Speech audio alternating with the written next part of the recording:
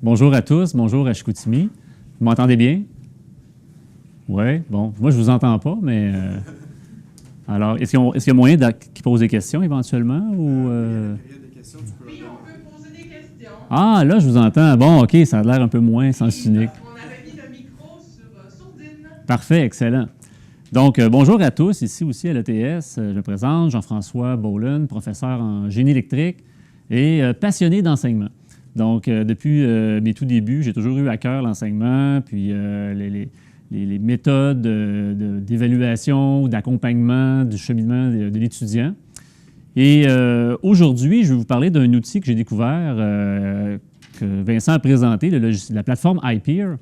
Mais avant d'en arriver là, je vais vous parler un peu là, du processus là, d'évaluation par les pairs que j'ai intégré dans mon cours ELE400. Puis toutes les évolutions du processus d'évaluation que j'ai fait au travers des années. Je dois me confesser, dès le départ, je n'ai pas eu beaucoup de temps pour préparer ma présentation. Donc, vous aurez des extraits PowerPoint d'une conférence que j'avais donnée un peu au préalable. Mais le but, c'était vraiment de vous partager dès maintenant un peu là, la plateforme, vous montrer un peu ce que j'avais trouvé, comment je l'utilisais, puis d'impliquer le plus de monde possible pour essayer d'amener ça à un niveau plus utilisable par plus de professeurs dans plus de cours. Donc, vous pardonnerez mon PowerPoint rudimentaire. Donc, le plan de la conférence, c'est le travail d'équipe. Comme vous savez tous, le BCAPG en a fait une qualité dans son déploiement. Pardon? Non, bien, au niveau du diplôme d'ingénieur, le BCAPG, c'est le Bureau canadien d'accréditation des programmes en génie et qui nous ont demandé d'évaluer, dans le fond, le rendement de nos étudiants sous la forme de qualité à atteindre. Et une de ces qualités-là, c'est le travail d'équipe, et plus précisément le travail individuel et en équipe. Donc, même si les étudiants travaillent en équipe, c'est ça aussi un peu la raison d'évaluation par les pairs que j'ai mis dans mon cours, c'est que même s'ils travaillent en équipe, on ne peut pas juste donner toujours une note d'équipe. Il faut quand même voir la contribution puis la qualité de chaque individu dans un travail d'équipe. Donc, c'est ça qui a amené un peu l'évaluation par les pairs. Fait que je vais vous parler de ça par rapport à ELE400. ELE400, c'est un cours de méthodologie de design en génie électrique. Bonjour, Idriss. Donc, c'est un cours où on apprend aux étudiants à passer des besoins du client jusqu'au prototype, toutes les étapes méthodologiques. Donc, il y a une forte composante de travail d'équipe dans ce cours-là. Donc, c'est pour ça que j'avais un fort besoin d'évaluation par les pairs. Et l'évaluation par les pairs, bien, je ne sais pas ici, là, je voulais vous poser la question, qui fait l'évaluation par les pairs dans son... C'est bon, ici, on a quasiment la moitié d'auditoire. 1, 2, 3, 4, 5, 6. À Chicoutimi, est-ce que vous utilisez ce processus-là? Oui. Évaluation par les pairs? Au moins une personne. Donc, et peut-être qu'il y en a d'autres qui étaient intéressés, mais quand on décide de mettre un mécanisme d'évaluation par les pairs, bien là, on se frappe à une espèce de gestion supplémentaire pour mettre ça en pratique.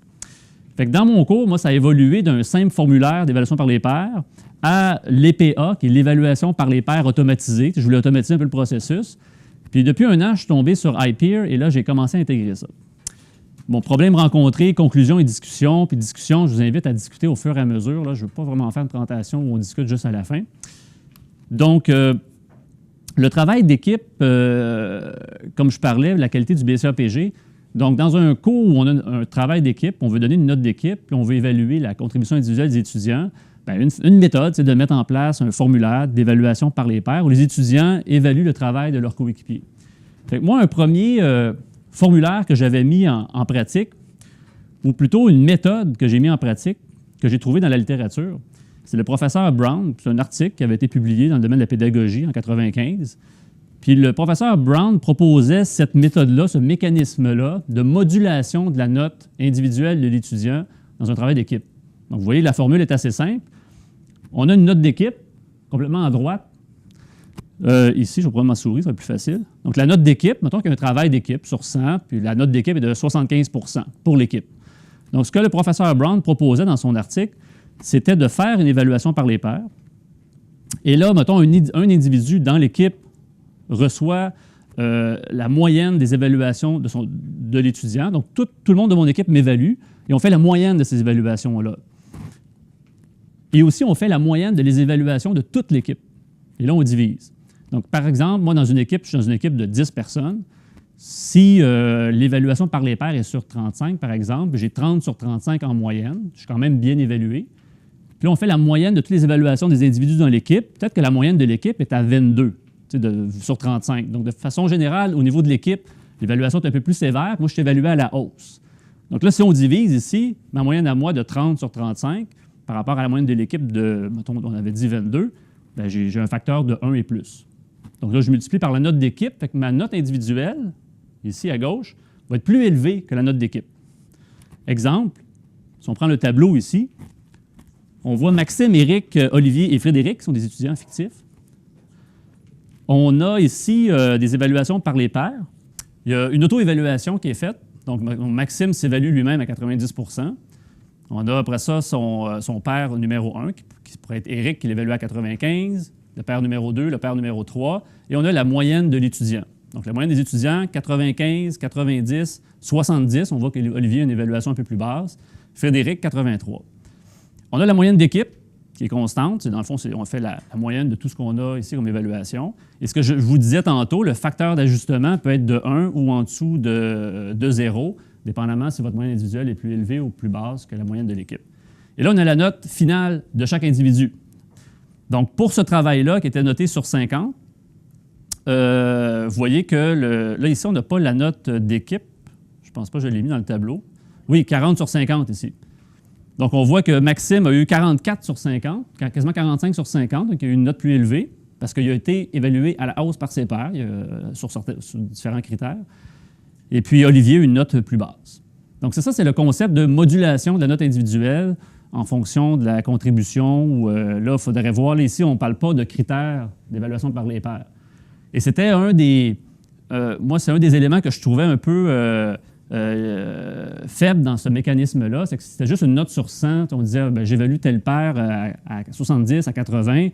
C'est pas très précis, ça donne pas de rétroaction. Donc, moi, je suis parti de ça. Je trouvais l'idée d'ajuster la note individuelle intéressante. Puis moi, ce que j'ai fait, j'ai ajouté des critères. Donc, les limites de la méthode, évaluation selon un seul critère. La rétroaction insuffisante pour les étudiants, parce que selon l'article, tout se fait en fin de trimestre. Un peu, vous avez peut-être déjà vécu ça, dans la fin de trimestre, on a le rapport final, puis on dit à tout le monde, voici les leçons par les pairs, on récolte ça, puis on dit, oh, OK, il y en a un qui n'a vraiment pas contribué, donc il est pénalisé sur la note finale. On ajuste, mais l'étudiant n'a aucune rétroaction, il ne peut pas s'améliorer. Moi, je trouvais ça un peu poche, comme étudiant, je me mets à la place de l'étudiant, de juste me faire sermonner sur ma note sans avoir la chance de m'améliorer. Donc, aucune justification des évaluations, l'évaluation en fin de trimestre. Puis il y a quand même un temps requis pour comptabiliser tout ça, parce que si vous imaginez sous forme papier, il faut prendre ça, il faut faire les moyennes, il faut comptabiliser tout ça. Donc moi, j'ai proposé des améliorations, d'ajouter des critères d'évaluation, donc au lieu d'avoir seulement une note, mais d'avoir ça sur plusieurs critères. Donc j'ai proposé 7 critères. De mettre des sections commentaires aussi. Vous faites peut-être ça dans ceux qui font des évaluations, de justifier ces évaluations. C'est facile de dire, mon coéquipier, je lui mets 1 sur 10 pour tel critère, mais il faut être capable de l'appuyer et de le justifier. Donc, des sections que j'ai appelées points forts et points à améliorer. C'est ça la grille papier, version papier. Donc, dans mon plan, au début, je vous disais que je suis passé par plusieurs évolutions du processus d'évaluation. Donc, version 1.0, formulaire papier, vous avez les critères ici, initiative, esprit d'équipe, présence, compétence, habileté, quantité de travail puis qualité de travail. Des fois, on peut faire beaucoup de quantité, mais la qualité n'est pas là ou l'inverse, avec une évaluation de 1 à 5. Donc, je ne me trompe pas ici, justement, j'avais une évaluation sur 35 et puis avec une section de commentaires à la fin. Fait que ça, c'est la version 1, mais là, vous imaginez le traitement de ça. Pour une classe de 40, 5 équipes de 8 étudiants. Moi, j'avais des équipes de 8. 8 fiches par étudiant, fois 8 étudiants, fois 5 équipes, 320 fiches papier, 3 fois pendant la session.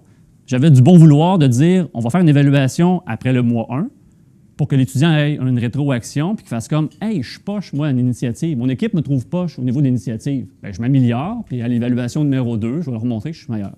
Puis à l'évaluation numéro 3. Mais là, ça me faisait 960 fiches papier à comptabiliser. Et puis, j'ai fait un burn-out et je suis revenu en force. Non, c'est pas vrai, mais c'était trop de temps à gérer. C'était difficile de communiquer la rétroaction aux étudiants. Tout était papier. L'étudiant, des fois, il avait sa modulation de notes, Mais mettons qu'au lieu d'avoir le 40 sur 50 dans mon travail, j'ai 20 sur 50. Là, je vois très bien que mon évaluation a mal été, mais pourquoi? Mais là, ça faisait la queue devant mon bureau pour que je leur explique. Et là aussi, c'est un autre élément difficile à gérer quand on a une classe de 50 étudiants. Donc, l'explosion du temps de traitement, et c'est là que que j'ai eu l'idée de dire on va faire une évaluation par les pairs automatisée. J'avais un étudiant qui était bon en programmation, qui a développé un outil dans Excel pour comptabiliser ça de façon plus automatique, qu'on a appelé l'EPA, évaluation par les pairs automatisée, qu'on voit ici, version 1.03. Comment ça marchait dans la version 1? C'est qu'il y avait un formulaire web, comme vous reconnaissez ici peut-être Google Documents, avec lequel on peut faire des formulaires. La version 1, ça fait à peu près 3 ans de ça, j'utilisais ça. Donc, les étudiants pouvaient choisir le nom de leur équipe, ils pouvaient choisir l'étudiant à évaluer, puis là, vous voyez l'échelle de 1 à 5 qu'on retrouve, ils pouvaient cocher. Et ça me permettait ici de capturer les données de façon numérique. Donc là, j'avais un fichier Excel, tout était déjà numérisé. Et là, on pouvait faire du traitement dans Excel de façon plus rapide. Fait que ça éliminait le papier, c'était développement durable, et en plus, ça facilitait le calcul. Les problèmes de ça, c'est il y avait trop de... Tu sais, ici, veut pas, la qualité des données est sujette est-ce que l'étudiant fait bien le travail ou pas. Là. Si l'étudiant se trompe de nom d'équipe ici, bien, dans le fichier de données, il n'y a pas le bon nom d'équipe. Donc là, je me retrouvais avec plein de problèmes d'ajustement à chaque fois. C'est quasiment impossible qu'à chaque... Même si je mettais l'accent, j'expliquais en classe, il y avait un document, je le marquais en gros en haut, faites attention de choisir le bon nom d'équipe, il y a toujours des erreurs qui arrivaient. Donc, je gagnais du temps pour comptabiliser, mais je perdais du temps à raffiner les données parce qu'il y avait des erreurs dans les données. Même chose pour le nom d'étudiant évalué. Des fois, j'avais un étudiant qui choisissait le bon nom d'équipe, mais ici, il fait ça rapidement, il choisit le mauvais nom d'étudiant, donc il y avait des erreurs. Donc, je suis passé, pour vous donner une idée de ce que ça donnait au niveau du fichier Excel, vous le voyez ici, un aperçu. Vous voyez tous les critères en haut. Je ne vais pas rentrer dans le détail de ça, mais principalement, les données étaient toutes classées là, de façon automatique grâce au programme que mon étudiant Maxime Labonté a développé. On avait toutes les notes individuelles ici sur chacun des critères. Les commentaires, la moyenne de l'étudiant était calculée, la moyenne de l'équipe était calculée, le facteur d'ajustement et la note individuelle. Donc ça simplifiait à ce niveau-là. Sauf que s'il y a des erreurs dans les données, bien là, il y avait du temps de perdu ici. Je passe un peu vite là-dessus parce que ce n'est pas tout à fait l'objet de la présentation. Je veux tout arriver vers iPeer le plus rapidement possible pour avoir le temps de vous présenter l'outil. Donc, j'avance. Ah oui, un élément qui était le fun de ça, c'est que je pouvais afficher les résultats aux étudiants aussi. Donc, ce qu'il n'y avait pas dans le mécanisme par papier, bien ici, je pouvais décider de cacher les noms des étudiants, avoir le code permanent tronqué. Là. Comme vous voyez ici, je mettais tout le détail des critères. Puis, sauf que ça, il y a toujours un compromis à un moment donné entre l'anonymat de l'évaluation puis la rétroaction que tu donnes. Et ici, c'est un petit peu trop détaillé. Quand j'avais fait ça la première fois, bien, il y a des étudiants qui savaient, ils pouvaient comme deviner dans leur équipe qui avait donné quoi. Fait qu'avec le temps, je mettais la moyenne seulement sur chacun des critères. Donc ici, au lieu de ton initiative, au lieu de voir vraiment en détail toutes les notes de chaque étudiant de façon anonyme, bien, je mettais la moyenne de l'initiative. Des questions? Est-ce que l'évaluation des pairs, est-ce que c'est confidentiel? Oui, exact. T'sais, là, je passe vite là-dessus, mais c'est une bonne question. Je vais vous montrer un document que j'ai préparé qui s'appelle l'évaluation par les pairs. Donc, c'est un document que j'ai écrit de 13 pages qui explique l'évaluation par les pairs. Ça aussi, je me suis aperçu de ça au début, c'est que des fois, les étudiants n'aiment vraiment pas ça, l'évaluation par les pairs. Ils trouvent que c'est de tirer la pierre à un membre de l'équipe qui a moins travaillé. Ils trouvent ça un petit peu... pas péjoratif, là, mais intrusif puis attaquant, puis il se trouve un peu des fois stouleur de rapporter qu'un étudiant a mal contribué au sein de son équipe.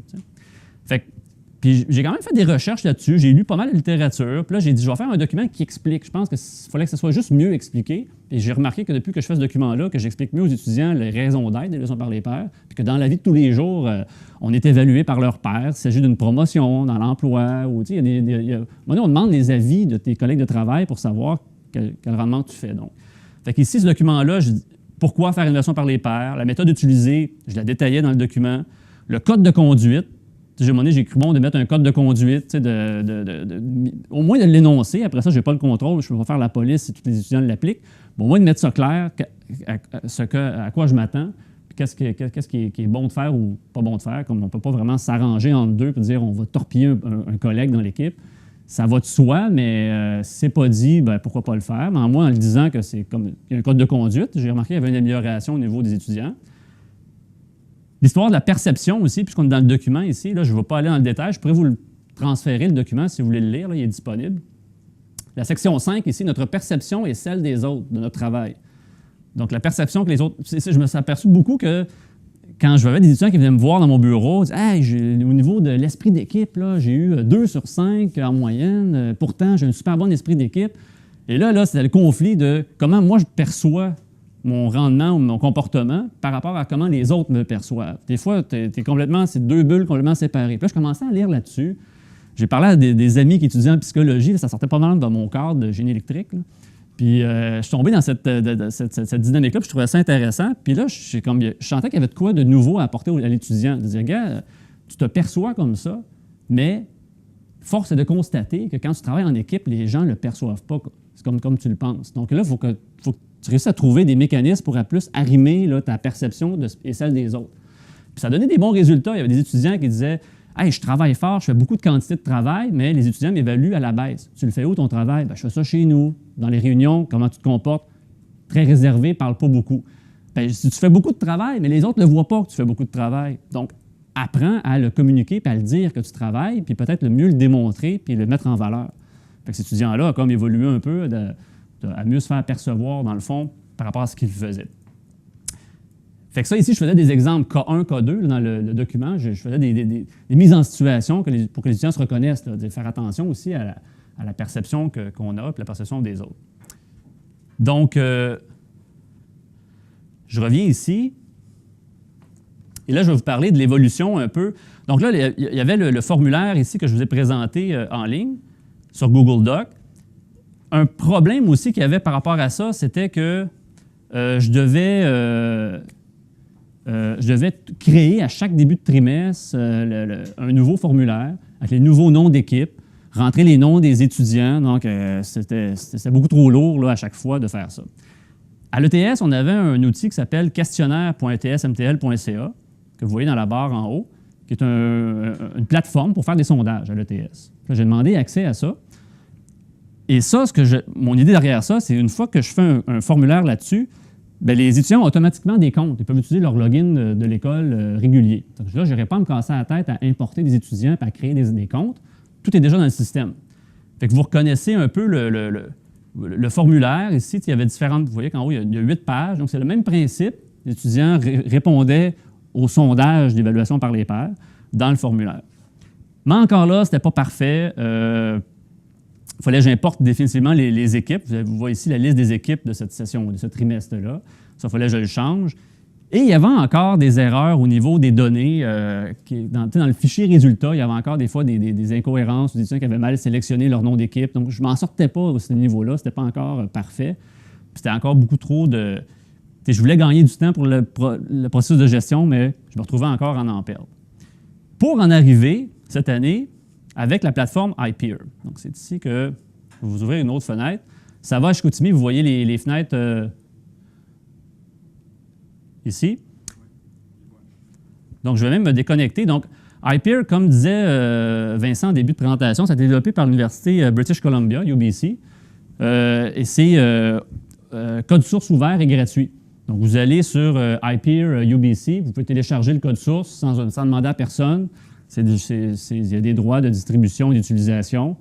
Et vous pouvez le faire installer à l'université. Moi, j'ai communiqué avec le service informatique. Je dis, pouvez-vous m'installer ça dans un sandbox au début, juste pour l'essayer? Je l'ai essayé, puis j'ai comme fait, waouh, c'est ça que je cherche. C'est depuis le temps que j'avais des problèmes de données exactes à la fin. Là, ici, on a un outil qui permet de gérer ça de façon plus efficace. Vous voyez l'interface, c'est web. Je me connecte ici, Prof. Boland.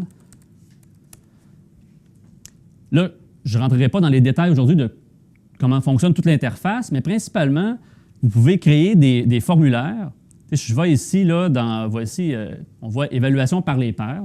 Donc, moi, ici, j'ai créé un formulaire exactement comme mon formulaire papier. Initiative, esprit d'équipe, présence, compétences, avec une échelle de 1 à 5. 1 faible, 5 excellent. Et à la fin, des champs commentaires. Donc, quels sont les points améliorés, quels sont les points forts du coéquipier. Fait que ça, c'est comme un formulaire d'évaluation. Et ensuite, quand je vais dans le cours, là, vous voyez un exemple de ce trimestre-ci, les 400 automne 2012, groupe 1. Donc, dans ce cours-là, il y a une liste d'étudiants. Si on regarde ici, on voit tous les étudiants du cours. Présentement, il faut importer à chaque trimestre les étudiants, parce qu'il n'y a pas de connexion avec la base de données de l'école, mais c'est possible. Donc, on veut travailler là-dessus. C'est un des éléments là, qu'on voudrait automatiser, un peu comme Moodle, dans le fond, là, d'avoir une création de compte automatique. Mais ça se fait quand même assez bien. Ensuite, on a des listes d'équipes. Donc, dans mon cours LE400, je ne sais pas combien il y avait d'étudiants, il y avait à peu près une trentaine.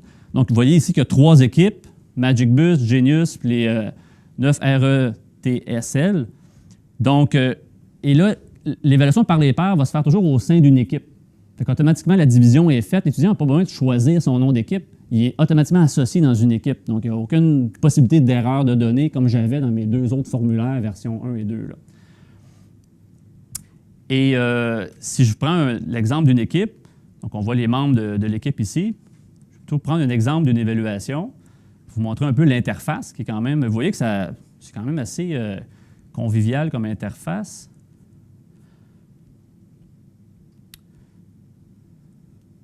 Ah voilà, ici. Donc, on peut créer des événements. Donc, dès le début du trimestre, on peut tout programmer nos évaluations par les pairs. Tu sais, moi, je voulais en faire 3 dans mon cours. Quand je faisais mes formulaires web ou mes formulaires sur questionnaire ETS-MTL, il n'y avait pas d'automatisation d'événements d'évaluation. Je le disais en classe, OK, maintenant, allez, l'évaluation, c'est ouvert. Maintenant, c'est fermé. Mais ici, ça se fait automatiquement. On voit les dates sont déjà fixées. Puis, il y a un processus d'ouverture de l'évaluation, fermeture, puis même le système peut accepter des retards. Puis, comme ça, vous pouvez voir, bien, tel étudiant a remis son évaluation 5 jours en retard, puis là, faire ce que vous voulez avec ça. Fait que si on regarde l'évaluation ici du groupe 1, voilà. Donc, on a quand même un tableau ici qui résume, tu sais, on a le statut de complété. Les 9 sur 9 ont été complétés dans le groupe 1. Dans chacun des groupes, leurs évaluations sont tous faites. On voit qu'il y a eu 2 retards dans le groupe 1, 2 retards ici, 1 retard ici. Si je clique sur, puis je veux voir les résultats. Donc, on a un sommaire exécutif ici, si on veut. J'ai la moyenne de chaque étudiant. Donc, je peux voir ici, Charles Gosselin, 33,3, toujours sur 35. Ici, il y a une erreur dans leur plateforme. C'est marqué sur 3.0, c'est sur 35. Ça, c'est un bug qu'on a rapporté à UBC. Mais on peut voir, comme là, déjà, je peux voir ici, comme l'étudiant, Fouad, ici, a eu 25. Donc, on voit tout de suite là, que lui est vraiment en bas de la tendance de cette équipe-là. Je peux faire détail. Et là, j'ai vraiment les évaluations détaillées. Vous voyez, vous reconnaissez les 7 critères ici. Les titres ne sont pas là, mais c'est les mêmes critères, initiative, et ainsi de suite. Et là, je peux aller voir par étudiant.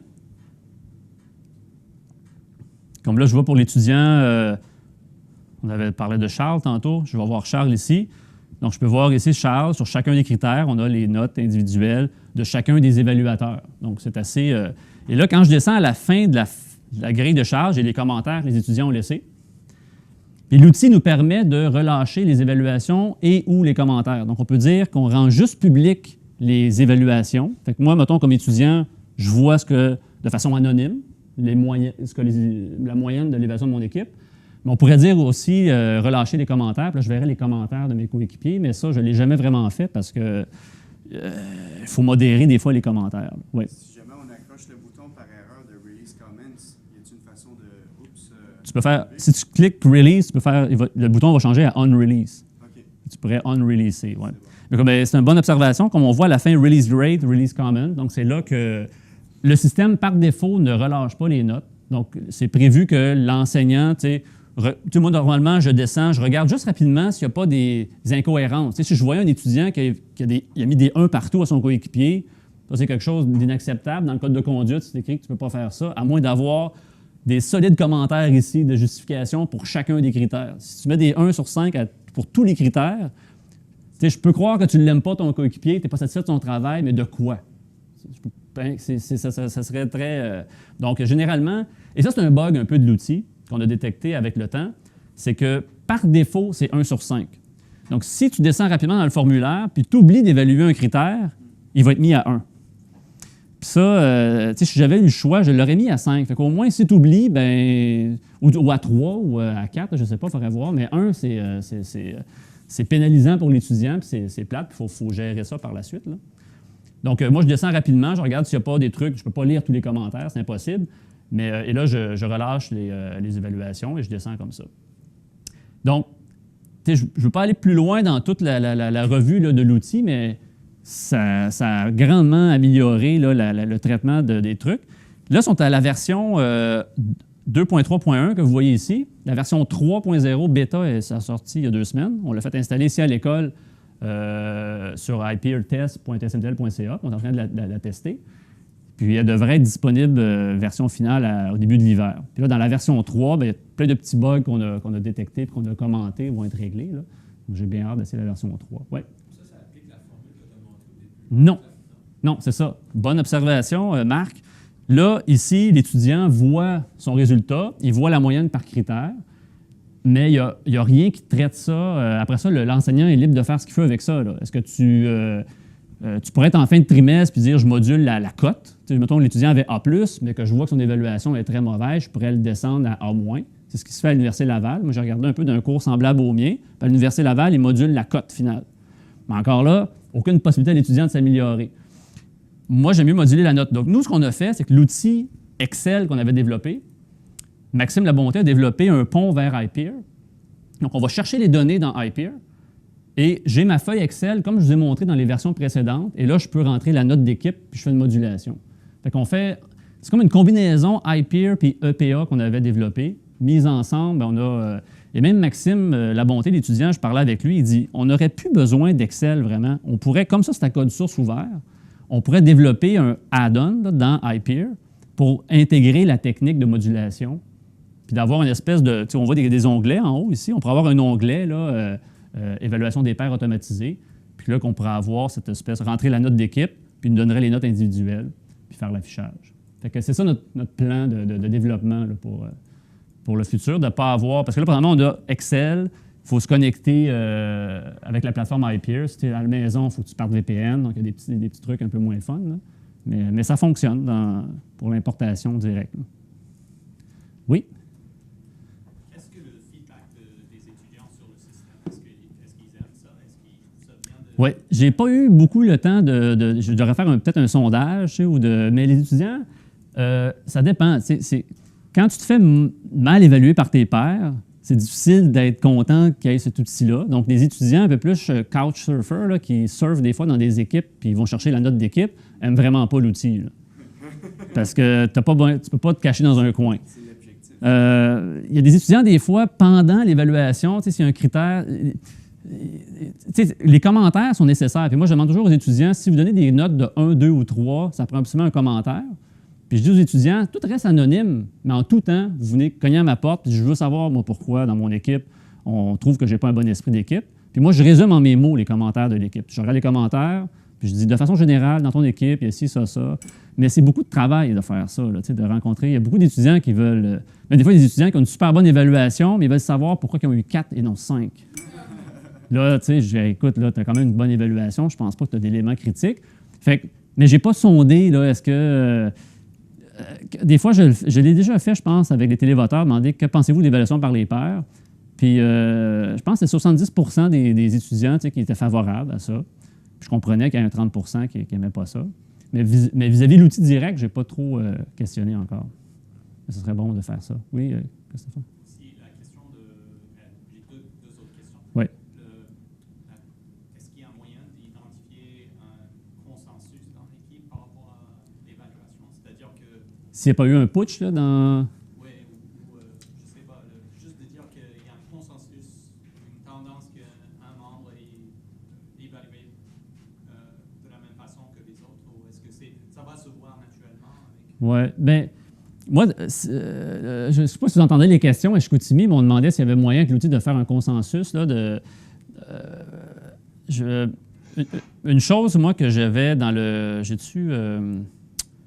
je recherche ma présentation.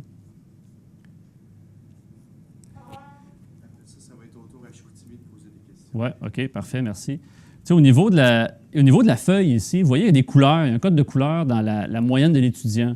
Donc, rouge, ça veut dire qu'il y a une grosse écart entre la moyenne d'équipe. Donc, c'est peut-être une note qui sort du lot. C'est comme, par exemple, ici, là, l'étudiant a eu des 5 partout, donc il a eu 35, mais normalement, là, les autres moyennes, c'est plus entre 19 et 15. Donc, est-ce que c'est son chum ici qui l'aime bien, puis il dit, gars, moi, je ne t'évalue pas vraiment, je te mets des notes. Fait il y a juste ça qu'on a comme ajouté en code de couleur pour détecter des écarts significatifs. Aux mêmes choses que des 1. Si quelqu'un mettrait en rafale des 1. Fait que moi, j'avais demandé à... Puis même, vous voyez ici dans le tableau...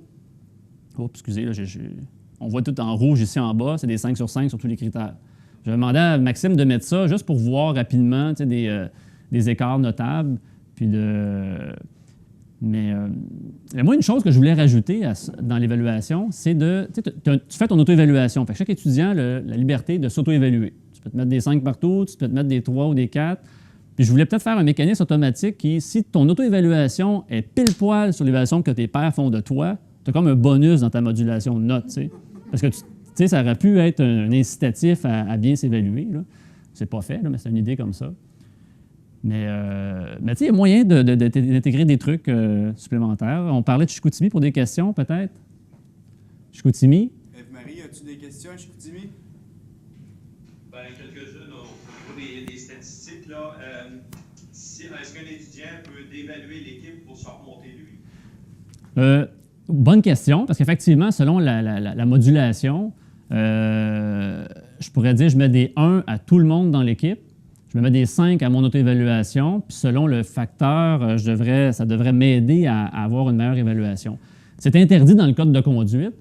Donc, pour que ça ait un effet significatif, il faudrait que je fasse le scénario que je viens de vous dire. Mettre vraiment des 1 à tout le monde, puis mettre des 5 à moi. Ça va sortir en gros rouge-gras dans la feuille d'évaluation.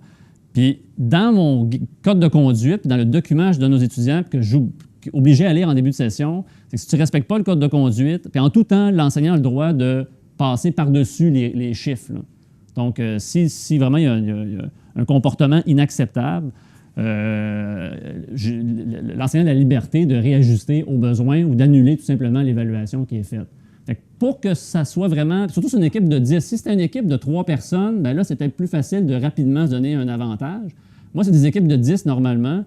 Donc, il faudrait qu'un étudiant qui mette des 1 à tout le monde partout, et qui s'associe à 2-3 autres étudiants qui font la même chose pour que ça ait plus de poids, finalement, dans la moyenne. Là.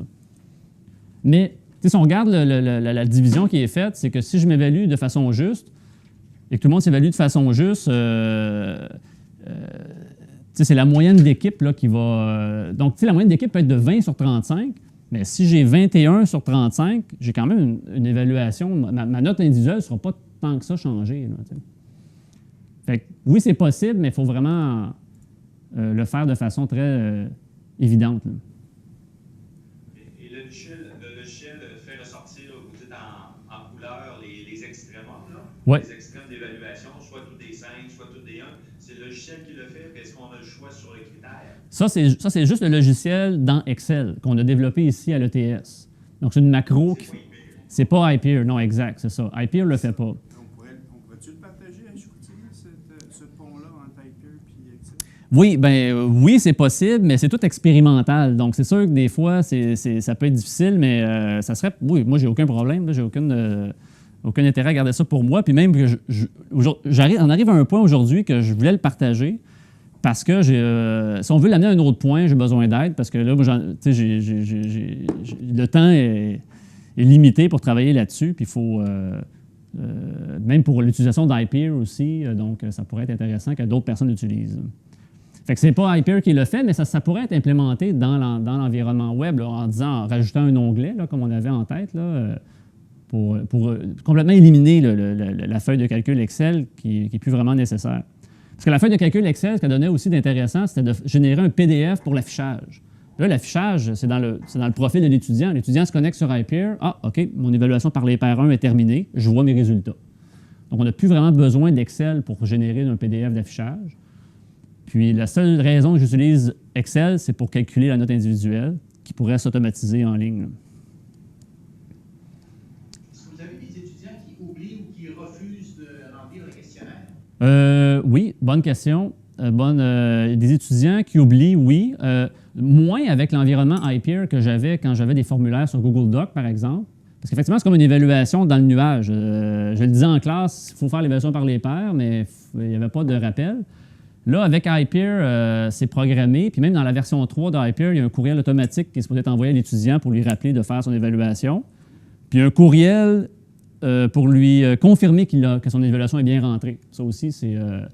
J'avais des étudiants qui oubliaient, mais je le rappelais, puis finalement, ils finissaient par le faire. Là. Puis qui refusent. J'en ai eu un peut-être ça fait 3 ans que je fais ça. Il y en a un vraiment qui venait à mon bureau, il dit « Moi, je ne veux pas faire ça. » Il trouvait ça non éthique, puis il refusait d'évaluer ses pairs. Puis je lui disais que ça faisait partie, dans le plan de cours, c'est marqué de travailler en équipe, d'évaluer. Je dis c'est un objectif du cours. Je dis c'est comme tu ne veux pas faire un examen, fais-le pas, mais tu ne pourras pas réussir le cours. Là. Donc, il a fini par le faire. J'ai eu des problèmes avec lui. Il l'a fait, il a mis des 5 partout à tout le monde. Donc, ça a été un étudiant problème, comme on retrouve dans toutes les classes. Là. Mais c'est arrivé vraiment une fois où j'ai eu un cas très problématique. Mais les autres, non, le font de façon très bien. Là. Mais je suis conscient à ce niveau-ci qu'il reste encore beaucoup de analyser tout ça, les critères. Dans un de mes to-do list, c'est de revoir les critères. Peut-être d'en ajouter ou d'en mettre des critères peut-être plus précis. Ou, puis des fois, d'un cours à l'autre, ce pas les mêmes critères. On pourrait ajouter des critères. L'outil iPeer est super malléable pour ça. Vous pouvez faire votre propre formulaire avec vos critères. Donc, moi aussi, je voulais revoir les critères peut-être. C'était un premier jet qui est resté. Là. Oui? Est-ce que ce logiciel iPeer tient compte du fonctionnement de l'équipe? Souvent, dans le travail d'équipe, on fait des rapports d'étape tout le long Oui. de la conduite des projets de travail d'équipe. Oui. Est-ce que le logiciel iPeer tient compte de ça? Ou est-ce que... En fait, c'est la façon qu'on l'utilise. Comme vous parlez si ça tient compte de différents rapports dans le trimestre. Moi, la façon que je le fais, c'est 3 évaluations par les pairs. Donc, l'évaluation des pairs 1, c'est sur le cahier des charges que les étudiants font dans le premier mois. L'évaluation par les pairs 2, c'est sur le rapport de conceptualisation. Puis l'évaluation des pairs 3, c'est sur le rapport final, sur la réalisation du projet. Donc, c'est moi qui l'ai divisé comme ça. Donc, le iPeer n'en tient pas nécessairement compte. Ça dépend comment vous découpez les évaluations. Là.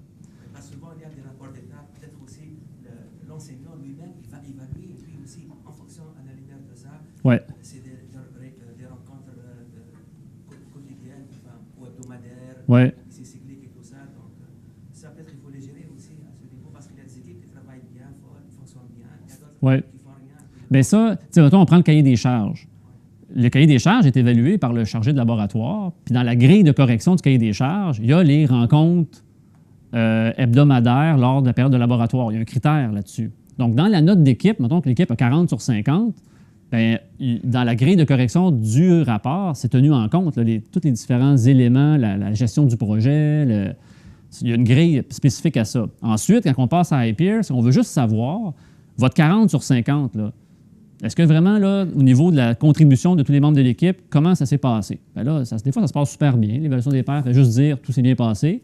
Puis des fois, il y a comme, il y avait vraiment un étudiant qui s'est comme pas pointé, il a manqué plein de cours. Des fois, c'est souvent un élément qui arrive, ça. C'est que l'étudiant ne vient pas au cours, ou vient un cours sur 2. Puis là, l'équipe est obligée de toujours lui réexpliquer dans le labo. Puis, fait que sans l'évaluation par les pairs, bien, tu sais, on disait, est-ce que les étudiants sont favorables à l'évaluation par les pairs?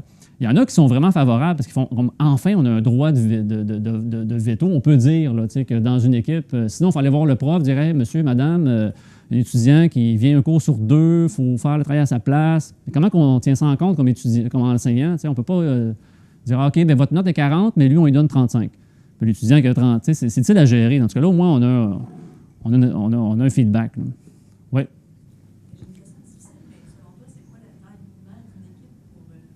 Oh, c'est une bonne question, effectivement. Si on est juste 2, ça ne marche pas trop. c'est plus vraiment anonyme.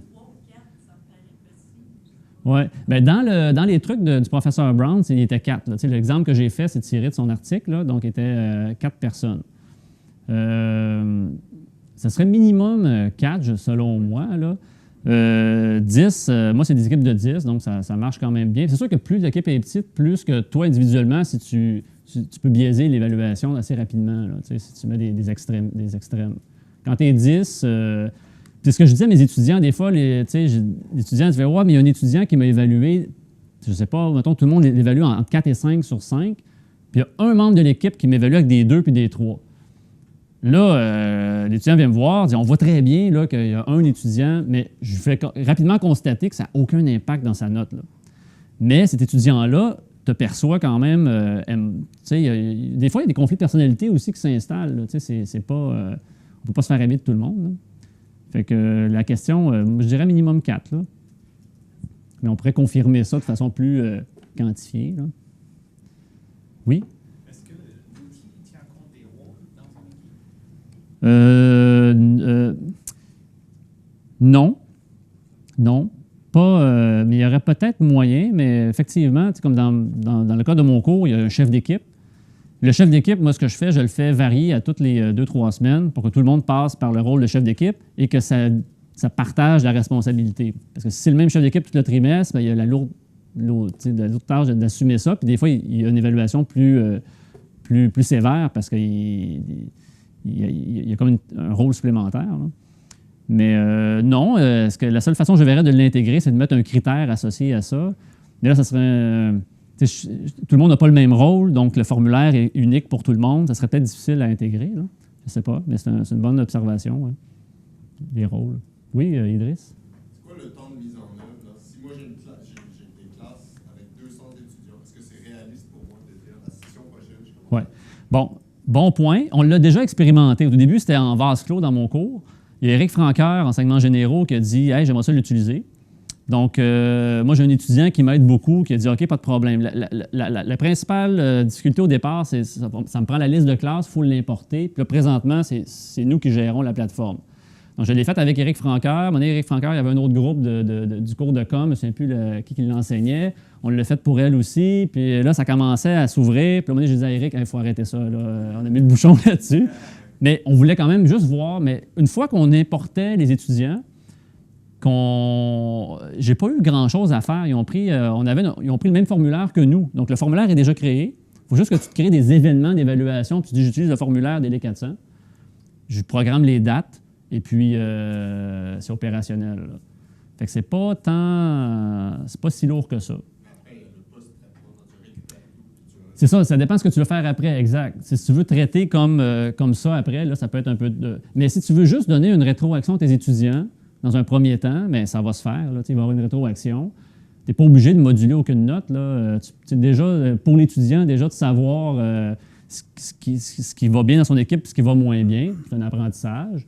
Mais de plus que de ne pas le savoir. Il n'y a rien de pire que d'un étudiant qui ignore vraiment, là, qui a l'impression que tout va bien, mais que finalement, c'est parce qu'il y a une personne qui est comme pas assez gênée ou assez honnête pour. C'est pas une question d'honnêteté, c'est difficile pour un étudiant d'aller dire les 4 vérités des fois à ses membres d'équipe. Là. Oui, intervention. En projet de fin d'études en génie de la construction, on utilise la version Excel qui était utilisée auparavant par l'équipe à Jean-François. Ça fait déjà 3 ans qu'on l'utilise à tous les projets de fin d'études. C'est très lourd à gérer quand c'est juste en façon Excel. Si j'avais eu Hyper et que j'avais su comment l'utiliser, je l'aurais déjà utilisé depuis très longtemps. Oui. Moi, pour le déploiement, là, j'attendrais la version 3 qui est sortie en bêta. On est en train de tester. C'est clair qu'il faut attendre ça. Là, ça ne servirait à rien parce qu'il y a beaucoup d'améliorations qui ont été apportées. Puis ouais, c'est ça. On pourrait déployer ça, oui.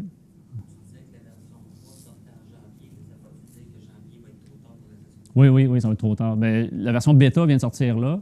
Donc, c'est prévu en janvier, mais une version bêta, c'est que les gens l'utilisent, rapportent des bugs, mais ça pourrait être février puis ou mars. Là. Donc, moi, je ne compterais pas là-dessus. Là. Pas avant. Puis, tu sais, éventuellement, ici, moi, ce que je souhaite, c'est que le service informatique prenne ça en main aussi. Là. Présentement, on a un bon support de leur part très rapide de dire voulez-vous l'installer? Oui, on vous fait un serveur. Tu sais, j'ai ipeer.tsmtl.ca. Ils ont été quand même très collaboratifs là-dessus. Mais ils sont experts au niveau informatique. Ils conçoivent plein d'applications custom maison. Là. C'est du PHP ou du C#, je ne sais pas trop. Là. Donc, on pourrait avoir une équipe, là, si on a des ressources toujours, là, mais qui prend ça en main. Oui, Sylvie? Après 2 évaluations anonymes, ouais. crois-tu que les étudiants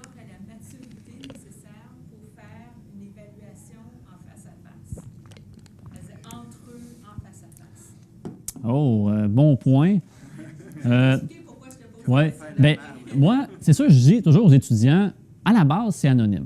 Mais là, je dis, vous ne pouvez pas vous réfugier derrière une évaluation anonyme. Fait que je dis, si vous évaluez à 1 puis 2 sur 5 un coéquipier, un jour ou l'autre, vous allez devoir y parler. Puis c'est arrivé peut-être à 2-3 reprises où j'ai dit à l'équipe, OK, là, on se rencontre dans la salle, puis là, je dis, on va se parler. Là. Parce que vous ne pouvez pas juste vous cacher derrière des chiffres, derrière des évaluations. À un moment donné, la communication physique, face à face, là, c'est la seule façon de régler le problème. Fait que c'est arrivé 2-3 fois, puis j'animais la rencontre. C'est toujours un peu lourd, là, tout le monde est assis, tout le monde se regarde, tout le monde ne pas. Fait que, de faire l'évaluation face à face, de faire une réunion, puis de dire, ben, OK, toi, pour l'initiative, là, Sylvie, là, je trouve vraiment là, que tu n'as aucune initiative ou très faible. Je suis pas sûr. Ça... 1 sur 5 en tout cas. On voit Ouais. souvent l'initiative. Ça fait mal quand Ben, même. parce qu'il faudrait, ça se ferait peut-être, mais il faudrait animer ça. Tu peux pas demander à l'équipe de faire ça. Moi, ce que je leur ai demandé, c'est qu'au premier labo, ils connaissent les critères, ils lisent le guide d'évaluation. Au premier labo, ils doivent parler de l'évaluation par les pairs avant même d'en faire une. Ben là, durant la session, il va falloir s'évaluer sur 7 critères. Fait que l'initiative, nous, en équipe, c'est quoi l'excellence en initiative? Tu sais, parce que le 5 sur 5, ça représente quoi? Ça peut être variable d'une équipe à l'autre. Ou la quantité de travail, on s'attend à quoi en équipe? Ben, nous, quantité de travail, c'est qu'on donne des tâches, puis tu les lis à temps. C'est ça de chacun en discute. Des fois, ça fait des... Même si on discute avant, là, des fois, j'ai un étudiant qui s'est fait mal évaluer, qui vient me voir. Bien, on s'était dit au départ que si on faisait ci, ça, c'était 5 sur 5, puis ils m'ont mis 4, tu sais. Là, j'ai pas de contrôle là-dessus. Fait que c'est sûr que quand tu fais l'évaluation par les pairs, tu ouvres une boîte de Pandore, là, tu sais. Puis là, des fois, il faut que tu fasses un peu de psychologie, puis de beaucoup de discussions qui en écoulent, puis c'est un peu essoufflant, là, comme enseignant. Là. Je dirais pas que... Des fois, je me dis, j'aurais le goût de tout mettre ça aux poubelles, puis de revenir avec une note sur un rapport, puis ce serait beaucoup moins de trouble pour moi. Je trouve, tu sais ça, là, tu sais, c'est... Point de vue professionnel, le savoir-être, ça leur apprend tellement Ouais. au point de vue du savoir-être. Mais tu sais, il manquerait une ressource, là. Malheureusement, là, tu sais, dans la job d'un prof, là, des fois, il y a d'autres choses aussi à faire. Là. Fait que... hein? Avec des équipes de 10, si tu reviens à une note d'un rapport, là, c'est clair. Alors, c'est ça, exact, ça ne marchera pas. Il faut tenir en compte la contribution individuelle. La raison pour laquelle... Oui, tu demandais la question. La question, c'est parce que, bon, en génie mécanique, on a 2 cours à projet en première année, Mhm. trimestre, MEC 129, MEC 111. Et on fait l'évaluation par les pairs, mais on la fait totalement différemment OK. de ce que tu as présenté. Et en MEC 129, le cours est jumelé avec COM, Ouais. COM 129, où le travail d'équipe est traité en COM. Mhm. Et ils utilisent l'évaluation par les pairs à quelques reprises dans le trimestre. Mhm. Et au dernier cours, dans les cours de MEC, là, on leur demande de remplir l'évaluation par les pairs, mais en présence. Donc, OK. c'est comme ils doivent négocier le partage de la tarte. OK. C'est comme... OK, ouais, c'est un pointage, puis... Ben, en fait, ça revient exactement à la même... c'est une modulation. C'est une modulation, c'est ça. OK, mais négocier en équipe, là. Négocier entre les membres de Ouais. l'équipe en face à Ouais, face. OK, OK. C'est un exercice. Ouais, non, c'est... C'est tout un exercice. C'est tout un exercice, mais Ouais. ils ont été préparés en com quand même avant. Ouais, là. ouais. Ouais, Ouais, mais- puis en général, j'ai trouvé que ça se passait bien. Ouais. Je dis pas qu'il n'y a pas des discussions un peu musclées des fois, Mhm. mais ça reste toujours respectueux. Et puis, les étudiants, évidemment, sont avertis à l'avance. Ouais. C'est peut-être arrivé 2 fois dans toutes les années que je l'ai enseigné où ça s'est un petit peu mal passé. Là. Ouais. Le reste du temps, j'ai trouvé qu'ils avaient la maturité. OK, ouais. Non, puis, tu sais, que ce mécanisme-là, c'est ça qui donne des étudiants qui vont avoir une note plus au-dessus de la moyenne ou en dessous. Généralement, globalement, dans l'équipe, les gens l'acceptent. Ça. Ils font comme, ouais, effectivement, il a vraiment contribué de façon exceptionnelle, puis il mérite d'avoir une note plus élevée. Puis majoritairement, les étudiants qui ont une note en dessous font comme, ouais, gars, j'ai couru après. Mais ceux qui sont, tu sais, in between, des fois, ils voudraient avoir un peu plus. Tu sais, c'est là que ça discute un peu plus. C'est terminé, on me dit. Donc, merci pour votre attention à tous. Et en conclusion, je vous invite à aller, si IP vous intéresse, à aller voir. Là, il y a de la documentation sur le site de UBC. Puis ici à l'école, là, Je vais mettre les liens sur le site de CUD utile et puis Ouais. les documents que tu vas nous partager. Parfait. Puis je suis ouvert à envoyer-moi des courriels avec des commentaires ou des recommandations. Puis si on peut faire évoluer là, l'environnement, ça va me faire plaisir d'y participer et de collaborer avec vous tous. Excellent. Merci.